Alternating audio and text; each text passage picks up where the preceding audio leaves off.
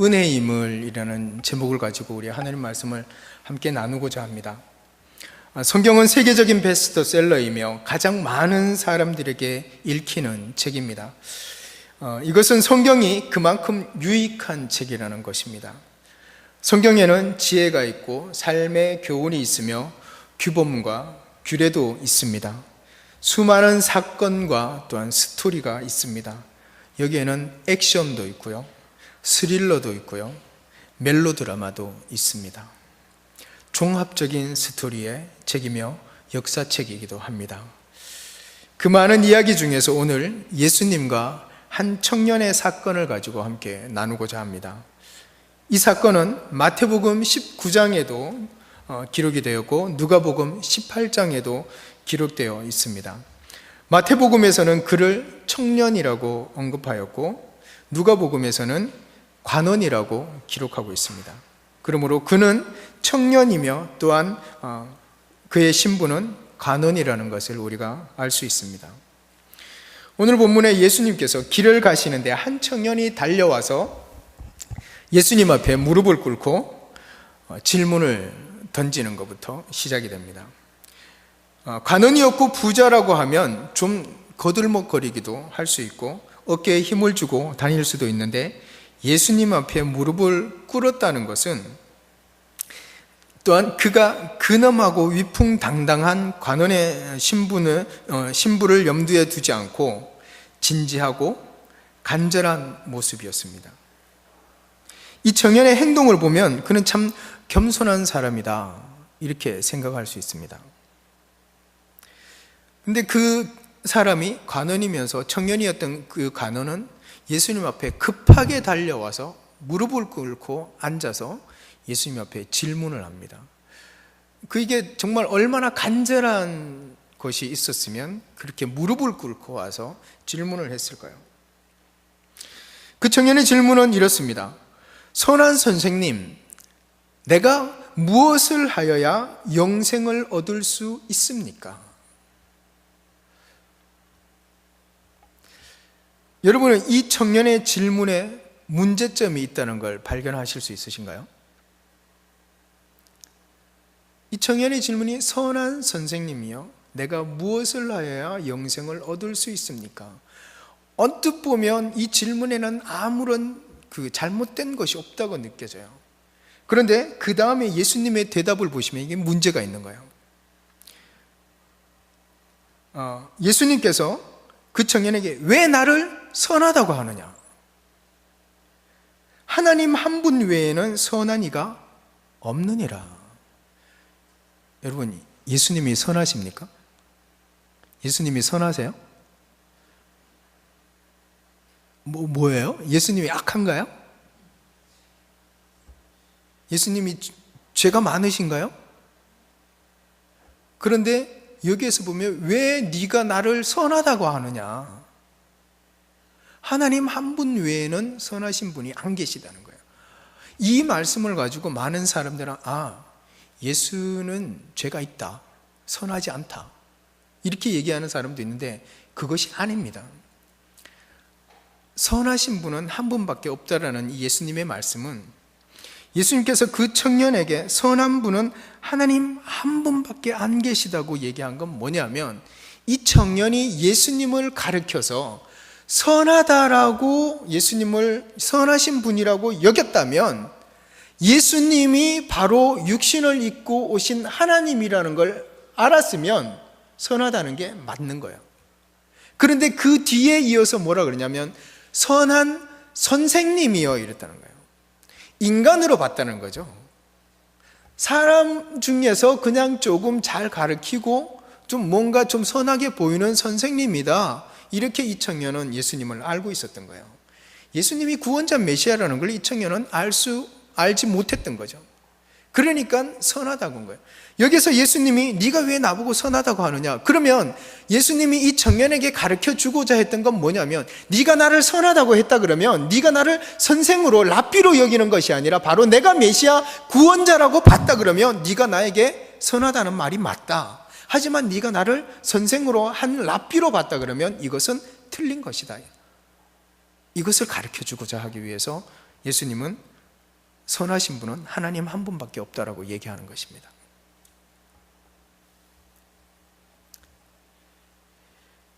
또한 무엇을, 이 청년의 질문에 있어서 또 한 가지가 뭐냐면, 무엇을 하여야 영생을 얻을 수 있습니까? 라는 질문이에요. 이 질문에 예수님께서는 또한 이어서 대답하기를, 내가 계명을 안 하니 네가 계명을 알지 않느냐? 네가 그동안 율법을 잘 지켜왔지 않느냐? 성경에 살인하지 말라, 간음하지 말라, 도적질하지 말라, 거짓 증언하지 말라, 속여 빼앗지 말라, 내 부모를 공경하라고 하지 않았느냐? 이 청년도 이것을 다 알고 있었습니다. 그럼 그걸 지켜라. 그랬는데 이 청년은 뭐라 그러냐면, 내가 이것은 어려서부터 다 지켰습니다. 이 청년의 대답은 뭐냐면, 예수님, 선생님께서 그렇게 얘기하시는 거 제가 어려서부터 다 지켰습니다. 자신감 있게 대답했던 거죠. 그리고 이 청년은 그렇게 대답하면서 무엇을 기대했냐면, 예수님께서 내가 이렇게 다 지켰다고 얘기하면 그래 잘했다, 야 그러면 너 이제 영생을 소유할 수 있어, 영생을 받을 수 있는 거야, 이것을 청년은 기대했습니다.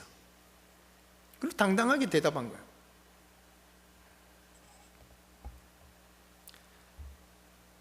또한 여기서 우리가 청년의 질문이 잘못됐다는 걸 알 수 있죠. 그죠?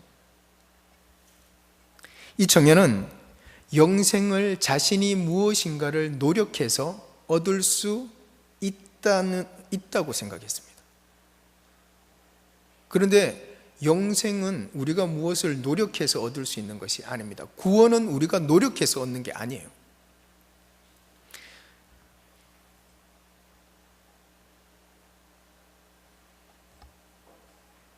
이 청년은 어려서부터 율법을 알았고 그 율법을 철저히 지키며 살아왔기 때문에 예수님의 대답에 자신이 있었던 겁니다.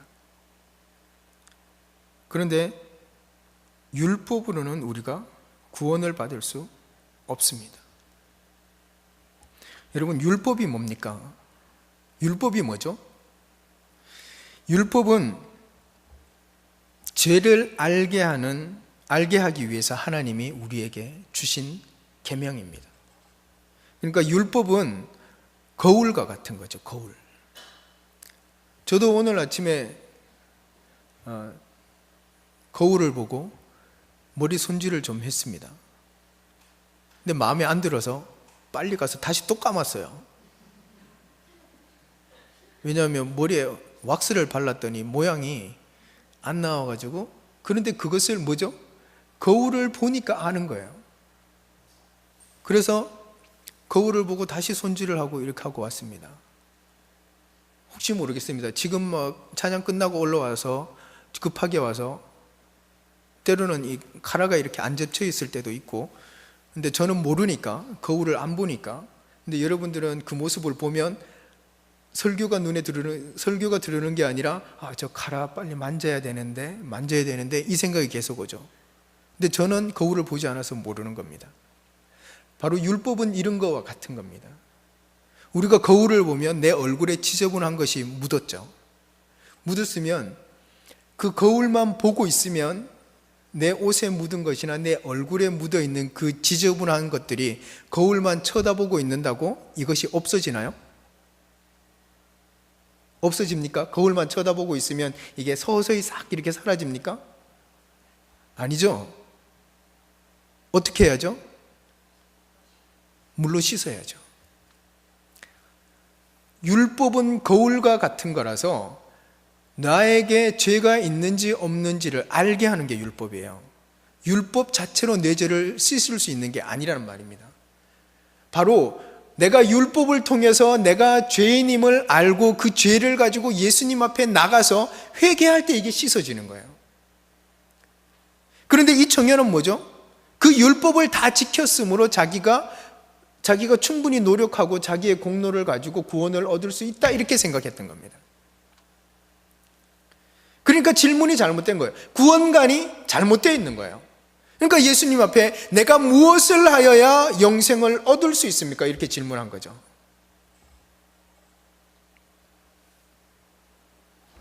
여러분, 기독교는 무엇을 해야 되는 종교가 아닙니다.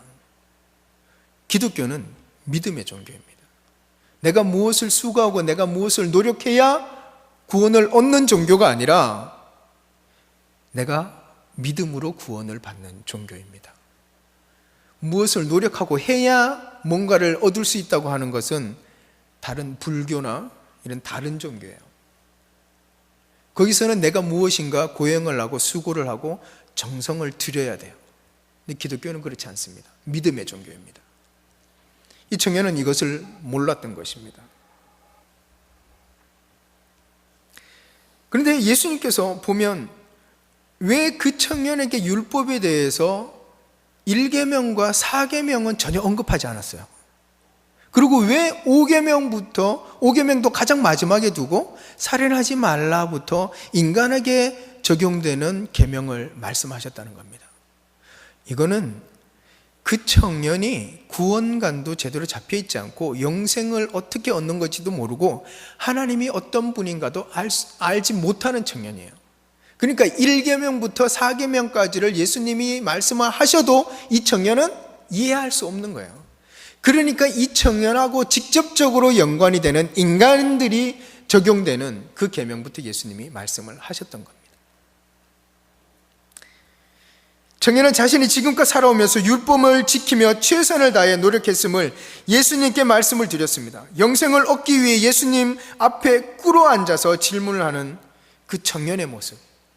비록 그가 구원관이 잘못되어 있고 예수님이 누군지를 알지는 못했지만 그러나 그 영생을 얻고자 하는 그 마음, 그 모습을 예수님이 보시고 그를 사랑하셨다고 하십니다.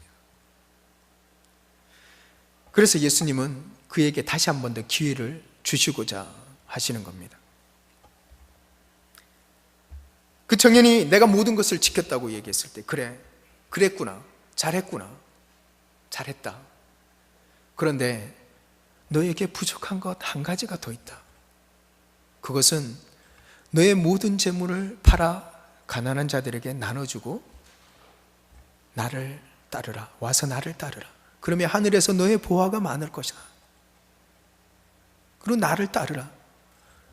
이렇게 예수님이 말씀했을 때 이 청년의 반응은 어땠죠? 그가 근심하며 돌아갔다고 했습니다. 이 청년은 하나님이 어떤 분인지 예수님이 어떤 분인지 알지 못했기 때문에 천국에 대한 개념도 없는 거예요. 어떻게 영생을 얻습니까? 라고 물었을 땐 자기의 노력으로 내가 뭔가 수고하고 노력하면 얻을 수 있다라고 생각하고 있는 이 청년에게 네가 모든 재산을 다 팔고 가난한 자들에게 나눠주고 와서 나를 쫓으라. 하늘에 너의 보화가 있을 것이다. 정말 생각해 보세요. 여러분 지금 예수님이 딱 와서 여러분들한테 우리 김창규 집사님한테 와서 지금 사업하는 거 다 접어서 다 팔아서 가난한 사람들한테 다 나눠주고 와서 나를 따라와. 쉽습니까? 쉽지 않아요. 그리고 내 재물 다 팔아서요, 여러분들 가지고 있는 재물 다 팔아서 예수님만 따른다고 해서 구원받을 수 있나요? 아니에요. 예수님은 그 청년에게 요구하신 거는 재물을 파는 게 아니라 믿음을 요구하셨던 겁니다. 네가 정말 그 모든 재물을 다 내려놓고 정말 나를 따라올 수 있는, 내가 이렇게 말하는 내 말을 믿고 따라올 수 있느냐, 이거를 보시는 거예요. 믿음을 요구하시는 거예요. 예수님은 이 청년에게 한 번 더 기회를 주시는 거예요. 왜요? 예수님은 하나님이시니까.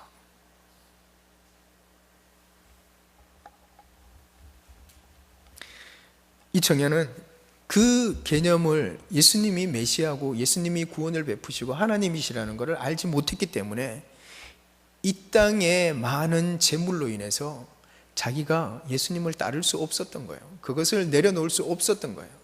정말 안타깝습니다. 이 모습을 보면서 너무너무 안타까운 거예요. 우리는 성경을 통해서 예수님을 알았잖아요.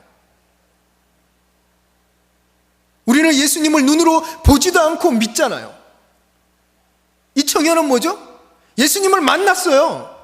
그 앞에 가서 꿇어 앉아서 예수님 무엇을 해야 영생을 얻을 수 있습니까? 라고 질문까지 던졌던 청년이에요.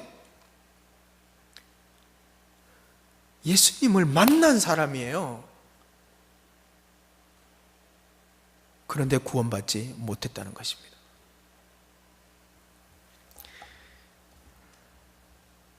스페인의 그라나다 지역이라는 곳에 한 황태자가 있었습니다.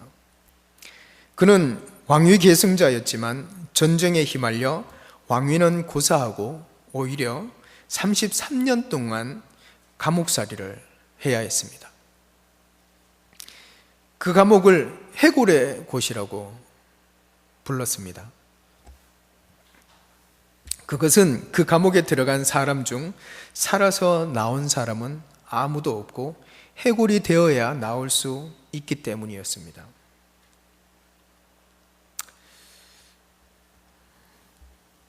그가 감옥에 있는 동안 누군가 한 권의 책을 던져주었습니다.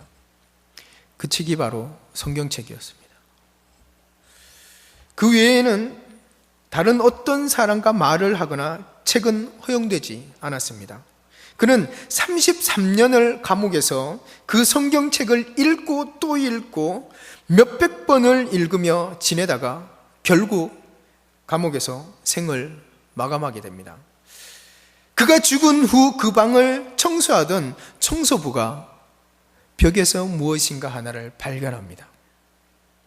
벽에 그 황태자가 손톱으로 긁어서 쓴 글을 발견합니다. 거기에는 이렇게 기록되어 있었다고 합니다. 그가 몇백 번을 성경을 읽고 난 후에 벽에다가 기록하기를, 성경에서 가장 중앙에 있는 절수는 시편 118편 8절이다. 여러분, 이거 대단하지 않습니까? 창세기부터 요한계시로 그걸 다 함축해 와서 가장 정중앙에 있는 말씀, 시편 118편 8절이다. 성경에서 가장 긴 절은 에스더 8장 9절이다. 에스라 7장 21절에는 모든 알파벳을 다 포함하고 있는데 J만 빠졌다. 여러분, 이 스페인의 황태자가 손톱으로 파서 남긴 이 글에서 무엇을 느끼십니까? 많은 분들은 그래? 그리고 바로 확인 작업 들어가죠. 시편 118편 8절 찾고 성경에서 가장 긴 절 에스더 8장 9절 이게 몇 자지? 에스라 7장 21절에는 모든 알파벳이 있어? 알파벳 찾죠? 정말 J만 빠졌나? 와, 대단하네 하고 확인 작업 들어가실 분이 분명히 있습니다. 그런데 현대심리학 잡지에 실린 이 황태자의 일화를 읽고 스콧이라는 기자가 이렇게 기록을 남겼다고 합니다. 세상 사람들이 동서고금을 막론하고 가장 위대한 책이며 베스트셀러라고 하는 성경책에서 고작 이렇게 보잘것없는 내용들을 발견했다는 것은 참으로 안타까운 일이다. 33년 동안 성경을 수백 번을 읽으면서 그 안에 기록되어 있는 생명의 진리이신 예수님은 발견하지 못하고 고작 가장 긴 절수 알파벳과 같은 것만 발견했다는 것은 그는 진리의 생명이신 말씀을 보았지만 소유하지는 못하였다. 이 스페인의 황태자에게는 생명의 말씀이 기록된 위대한 성경책이 주어졌습니다. 비록 감옥에서 생을 마감하는 비운에 놓여 있었지만 그에게는 영원한 생명을 얻을 수 있는 기회가 주어졌었던 것입니다. 그는 그 기회를 손에 잡고 있었지만 잡고 있는 것만으로 끝나고 말았다는 것입니다. 여러분, 오늘 우리에게 그 생명의 진리의 말씀이 손에 들려져 있습니다. 여러분은 이 성경책에서 무엇을 발견하십니까? 보다 나은 생활을 위하여 축복의 구절을 찾고 있습니까? 성공을 위하여 성공의 구절을 찾고 있습니까? 자녀를 위하여 교육의 구절을 찾고 있습니까? 여러분은 대체 성경에서 무엇을 찾고 계십니까? 본문에 나온 부자이며 간원이었던 청년은 구원자 예수님을 만났음에도 그는 구원을 받지 못했습니다. 영생을 구하려 왔지만 영생을 얻지 못하고 근심하며 돌아갔습니다. 너무나 안타깝습니다. 어떻게 눈앞에 영생을 주시는 예수님을 만났고 영생을 얻을 방법을 구하였던 자가 재물 때문에 영생을 얻지 못하고 돌아갈 수 있단 말입니까?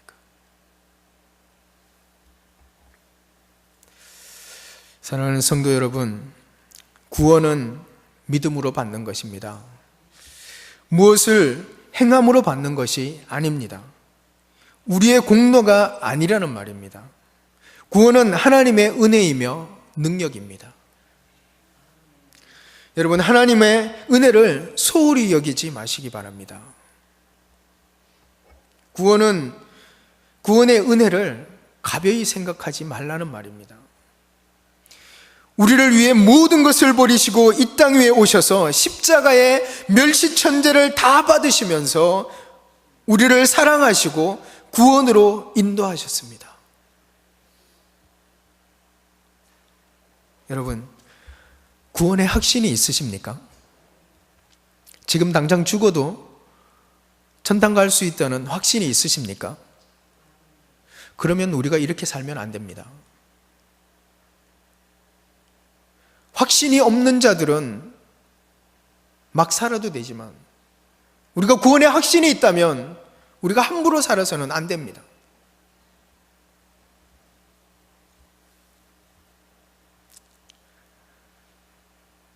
우리가 구원의 확신이 있다면 더욱 주님께 감사하며 살 수 있어야 합니다. 그래야 됩니다.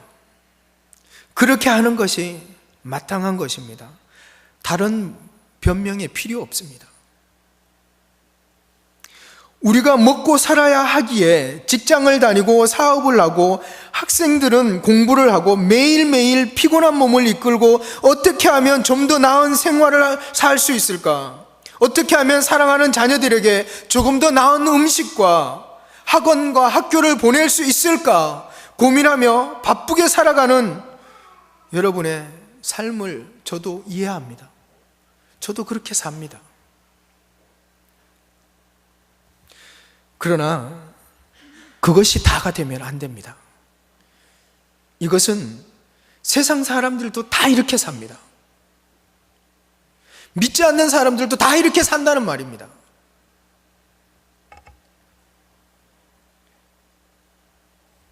우리는 믿음으로 구원받은 구별된 자들입니다. 하나님의 자녀들입니다. 이것은 오직 은혜로만 된 것입니다.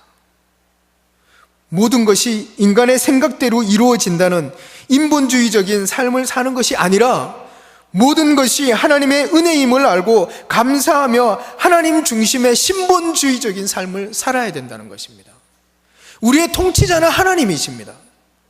우리가 육체를 가지고 이 땅에 살아가면서 우리가 대한민국에 살고 있기 때문에 대통령이 통치하는 것에 그 법에 준수하며 살아야 되는 것도 맞지만, 그러나 우리의 최고의 통치자는 하나님이십니다. 우리는 인간의 생각대로만 살면 안 되는 거예요. 이거는 세상 사람들도 똑같다는 거예요. 우리는 하나님 중심으로 살아야 됩니다.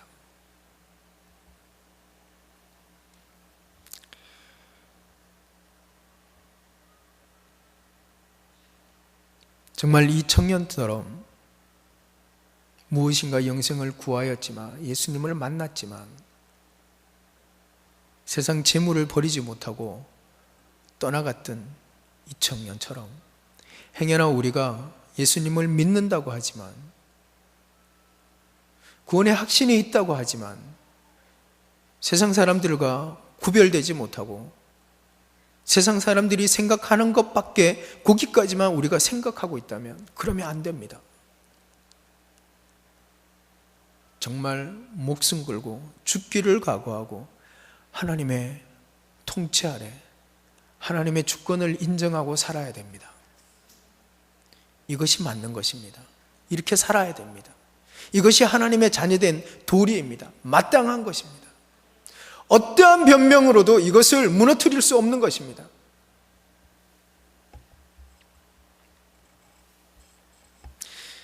우리가 오늘도 사는 것이, 먹는 것이, 숨을 쉬는 것이, 예배할 수 있는 것이 오직 하나님의 은혜임을 알고 오직 주님만 바라보시며 감사함으로 살아가는 저와 여러분들이 될 수 있기를 간절히 소망합니다. 기도하겠습니다.